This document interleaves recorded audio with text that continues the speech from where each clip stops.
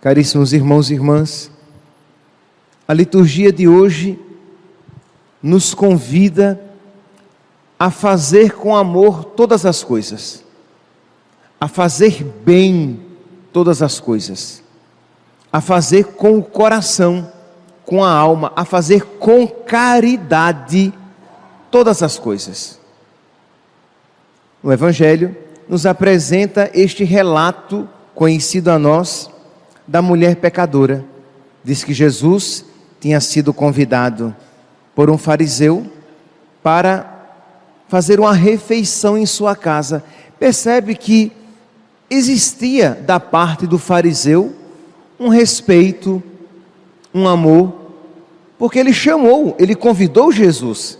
Existiam aqueles que não gostavam de Nosso Senhor, mas esse aqui, pelo que nós podemos ver, fazia parte de um grupo menor que respeitava Nosso Senhor, que queria bem a Nosso Senhor, que o admirava, e por isso o convidou para a sua casa. E Jesus foi, porque Jesus quer se encontrar conosco. Nosso Senhor nunca rejeita um convite que nós lhe fazemos. E o convite que nós fazemos a Nosso Senhor é sempre a oração. Sempre que nós nos colocamos em oração, Deus se coloca a caminho para a nossa alma. Não existe, meus santos, uma oração que seja perdida, desperdiçada. Sempre que nós clamamos pelo Senhor, Ele vem. Pois bem, o fariseu então convidou Jesus e Jesus foi. Mas diz aqui a palavra que uma certa mulher, conhecida como pecadora, soube que Jesus estava à mesa na casa do fariseu e ela também foi. Aqui, meus irmãos, nós já podemos ver a graça de Nosso Senhor que já tocava no coração dessa mulher. Se essa mulher pensou, eu vou me encontrar com Jesus, é porque a graça de Deus já de alguma maneira a convidava, a solicitava. Meus irmãos, todo desejo bom que brota do nosso coração é um desejo de Deus em nós. Todo desejo bom que nós percebemos no nosso coração, um desejo de uma maior generosidade, um desejo de um rompimento mais radical com o pecado, um desejo de uma entrega mais profunda a Deus. Todo desejo bom é fruto da graça, porque nós, por nós mesmos, somos incapazes de querer o bem. Deus, como é que diz São Paulo? Deus opera em nós o querer e o executar. Quando nós começamos a querer, a fazer o bem, é já Deus que misericordiosamente age no nosso coração com a sua graça. Então Deus estava agindo no coração dessa mulher pecadora. E aí ela vai, mas é claro, meus santos, Deus espera a nossa colaboração. Vocês aqui podem imaginar algumas dificuldades dessa mulher. Ela estava indo para uma refeição para a qual ela não tinha sido convidada. Ela poderia ser enxotada daquele lugar. Ela era uma mulher de má vida, que ia se aproximar de um homem tido como profeta. Então não pegava bem que ela dele se aproximasse. Ela ia entrar na casa de fariseus, né, de um fariseu pelo menos, onde outros fariseus ali estavam presentes, que conheciam a sua vida, mas ela, meus santos, ela se aproveita, digamos, ela não faz dessas dificuldades um empecilho para fazer a vontade de Deus no seu coração. Deus a chamava, ela queria se encontrar com aquele homem a quem ela ainda não conhecia plenamente, Com certeza já tinha ouvido falar, mas não o conhecia em profundidade, mas algo a impulsionava e, não obstante as dificuldades, ela prosseguiu. Então, meus santos, também aqui nós teremos tanta coisa a refletir a partir desse evangelho, mas o amor de Deus que nos impulsiona a fazer coisas que nós normalmente não seríamos capazes de fazer. Nós poderíamos até dizer mais: o amor de Deus nos capacita a fazer coisas que lei alguma nos obrigaria a fazer. Afinal de contas, é o amor de Deus que faz com que nós entreguemos a nossa vida. Estamos hoje fazendo memória de São Genaro, São Januário, um bispo e mártir que, por amor a Deus, por amor a Cristo, derramou o seu sangue. Não existe lei, meus santos, que nos obrigue a perder a própria vida, além da lei do amor, que é uma necessidade da alma. Então, quando nós começamos a perceber que estamos tendo dificuldade de amar a Deus ou amar os irmãos por causa de Deus, quando percebemos que estamos tendo dificuldade de viver os mandamentos de Deus, de viver o Evangelho, de viver o Evangelho na sua integralidade, na sua inteireza, não naqueles pedacinhos que nós achamos bonitinhos, mas quando estamos sentindo dificuldade de viver todo o Evangelho de Cristo, porque todo o Evangelho de Cristo deve ser vivido, quando sentimos dificuldade de viver todos os mandamentos de Deus, e não apenas alguns que nós elegemos, mas todos os mandamentos de Deus, quando estamos sentindo dificuldade de viver a humildade, de suportar a humilhação, de suportar o peso da cruz diária na nossa vida, é porque nos está faltando amor de Deus. Então é a ocasião, meus santos, de nós pedirmos: Senhor, concede-me amor, para que assim como a pecadora perdoada, eu tenha coragem de ir em frente, não obstante as dificuldades que se me apresentam à frente. Pois bem, então lá foi ela, lá foi a pecadora, a mulher pecadora, se encontrar com nosso Senhor, e diz que ela, chegando por trás de nosso Senhor, ela chorava, ela banhava os pés de nosso Senhor com as suas lágrimas, ela enxugava os pés de nosso Senhor com seus cabelos, ela beijava os pés de nosso Senhor, e ela ungia os pés de nosso Senhor com perfume. É interessante, meus santos, São Gregório Magno, ele diz que esse é um dos sinais mais claros da conversão, quando nós usamos aquilo que antes era para o pecado, usamos para a glória de Deus. Quando aquilo que antes de Deus nos afastava, agora se torna instrumento para que de Deus nós nos aproximemos. Imagine que ela, como diz, o perfume com que ela ungiu os pés de nosso Senhor, no passado, era o perfume com que ela se untava para atrair os seus amantes. Era o perfume que atraía a mulher perfumada. Pois bem, agora é o perfume que ela derrama aos pés de nosso Senhor. Os seus cabelos, que ela os apresentava como um meio de sedução. É tanto que a mulher judia, ela cobria os seus cabelos. Uma mulher com a cabeça descoberta era uma mulher de má vida.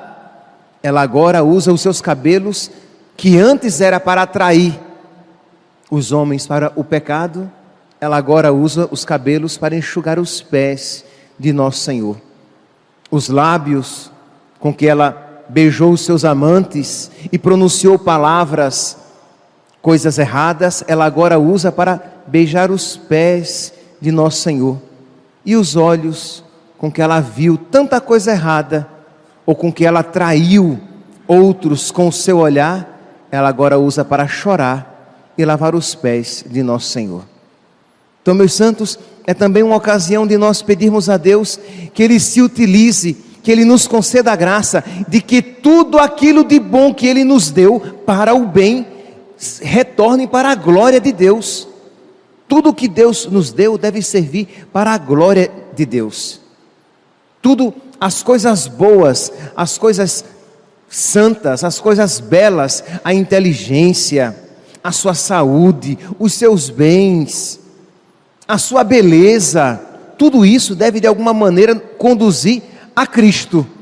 Porque se você de alguma maneira usa a sua inteligência para enganar e ludibriar as pessoas, se você usa a sua saúde, o seu vigor físico para se enredar numa vida depravada e esquecida de Deus, se você usa os bens que Deus lhe concedeu para a sua perdição e não o que? Para a glória de Deus e também para a caridade, se você isso não faz, meus santos, aquilo que deveria ser para a glória de Deus se tornou um caminho para a sua própria destruição. Então isso fez essa mulher. Pois bem, diante desse ato de amor generoso, Jesus diz, no versículo 47, por esta razão eu declaro, os muitos pecados que ela cometeu estão perdoados, porque ela mostrou muito amor. Isto é, o muito amor dela por Deus foi a ocasião de Deus lhe demonstrar o muito amor dele, perdoando-lhe todos os pecados. São Pedro, no capítulo 4, no versículo 8, ele diz isso de uma outra maneira. Ele diz: irmãos, antes de tudo, mantende entre vós uma ardente caridade, porque a caridade apaga uma multidão de pecados. Então aqui no contexto da pecadora perdoada, é o amor caridade voltado a Deus, que perdoa uma multidão de pecados. Aqui em São Pedro é o amor caridade, isto é por causa de Deus, o amor manifestado aos irmãos, que apaga uma multidão de pecados. Isto é, meus santos, a caridade, fazer as coisas por amor a Deus, isso é caridade. Fazer as coisas por amor a Deus, fazer as coisas tendo como a pessoa principal Deus. Mesmo quando eu sirvo os meus irmãos, eu faço isso por amor a Deus. Mesmo quando eu perdoo aquela pessoa chata, eu faço isso por amor a Deus. Mesmo quando eu faço uma caridade a alguém, eu faço isso por amor a Deus. Quando você é uma esposa dedicada ou um marido dedicado, você faz isso por amor a Deus. Isso nos santifica, meus santos. Quando você é uma boa mãe pelos seus filhos, você não faz isso simplesmente pelos seus filhos, mas porque isso alegra o coração de Deus.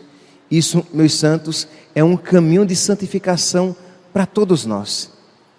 Mas cuidado, não apenas fazer coisas boas nos garante que estamos fazendo com caridade. Lembra, o fariseu tinha convidado Jesus para uma refeição, só que ele não tinha feito com amor caridade, porque Jesus mesmo disse: olha, Simão, eu cheguei à sua casa, você não me deu o beijo que era próprio do cumprimento, você não ungiu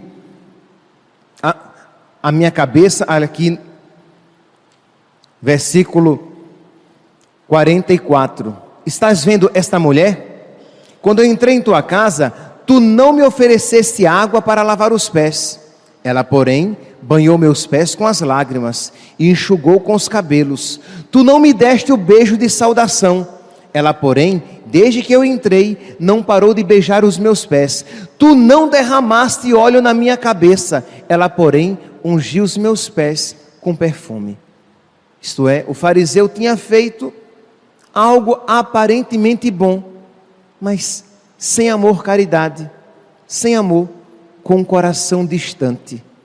São Paulo, na carta aos Coríntios, no capítulo 13, São Paulo diz, ainda, 13 versículo 2, mesmo que eu tenha toda a fé para transportar montanhas, se eu não tiver caridade, eu não sou nada. ainda que eu distribuísse todos os meus bens para o sustento dos pobres, se eu não tiver caridade, eu não sou nada, de nada vale. Ainda que eu entregasse o meu corpo para ser queimado, se eu não tiver caridade, de nada vale. Ora, meus santos, precisamos então pedir a Deus que nos conceda amor, que nos conceda caridade, que nos conceda o seu Espírito Santo, porque senão nós corremos o perigo de fazer até algo bom, mas com um coração tão distante de Deus, com um coração tão distante de nosso Senhor, que aquilo não tem mérito algum, porque não tem o amor de Deus verdadeiro, não tem caridade. Percebe? Você pode vir à missa, mas você vem à missa tão no automático, que você nem mais se santifica com essa sua participação frequente da Santa Missa. Você faz a quaresma de São Miguel e você já vai acompanhando, tão no automático, tão no mecânico, aquela oração que o padre vai puxando e você vai acompanhando, que você não coloca o seu coração, quando você reza cada oração daquela, pedindo a Deus que afaste, que liberte o seu coração de todo o conselho mau, de toda a sedução do diabo. Quando você pede a Deus a graça de ter sabedoria e trocar as coisas do tempo presente pelas coisas eternas. Não, você reza assim, vai seguindo a oração. Você não coloca o seu coração, não existe ali um empenho verdadeiro de rezar com todo o coração, de modo que perde um pouco, muito do fruto espiritual. Você é servo na igreja, você é catequista, você é ministro extraordinário da comunhão, você canta na igreja, você ajuda, trabalha em uma pastoral, só que você faz aquilo ali como se fosse um serviço social, uma filantropia. Você está servindo aquelas pessoas, você está fazendo apenas aquele serviço e você se esquece de que, Senhor, é porque eu te amo, para que eu te ame mais, é porque eu quero dar alegria ao teu coração, é porque eu quero ser mais teu amigo, é porque eu quero, Senhor, te honrar com este meu serviço, com isso que eu faço. Aí sim, meu santo, isso santifica você. Senão você será como esse fariseu que convidou Jesus para a sua casa. Jesus veio para a casa dele, mas não encontrou espaço no seu coração, no coração desse homem. Que hoje, meus santos, nesta Santa Missa, peçamos a Deus o Espírito Santo, peçamos a Deus o seu amor. Na carta aos Romanos, no capítulo 5, no versículo 5, São Paulo diz: o amor de Deus, a caridade de Deus foi derramada nos nossos corações pelo Espírito Santo que nos foi dado. Peçamos o Espírito Santo. Peçamos o Espírito Santo para que nós ouçamos a palavra de Deus como palavra de Deus. Peçamos a caridade para que nós participemos da Santa Missa como quem participa de verdade daquilo que é o santo sacrifício redentor, o santo sacrifício de nosso Senhor. Peçamos o Espírito Santo para que nós recebamos a Eucaristia como quem é Jesus, vivo e verdadeiro, corpo, sangue, alma e divindade. Peçamos ao nosso Senhor que nos conceda o seu amor para que o nosso coração seja abrasado, para que nós vivamos na presença de Deus, para que nós lhe ofereçamos as nossas lágrimas, as nossas dificuldades, os nossos cansaços, as nossas vitórias, as nossas alegrias, para que nós vivamos com Deus os nossos desgostos. Sim, para que nós não choremos sozinhos, mas choremos com Ele. Experimentemos as dificuldades da vida em união, em amizade, em intimidade com Ele. Senão, meu santo, você vai parecer que é cristão, que é amigo de Deus, quando na verdade você não é amigo de Jesus, coisíssima nenhuma. Quem olhava de fora, e termino a homilia, quem olhava de fora, entre o fariseu e a prostituta, parecia que o fariseu era amigo de Jesus. Afinal de contas, Jesus tinha ido à casa dele. E a prostituta, apenas uma prostituta, quando na verdade a prostituta se tornou amiga de Deus. E o fariseu, apenas alguém que um dia Jesus visitou a sua casa, mas que nela não permaneceu. Que sejamos cristãos, cristãos de fato, que amam o nosso Senhor e que permanecem na sua presença a cada dia. Louvado seja nosso Senhor Jesus Cristo.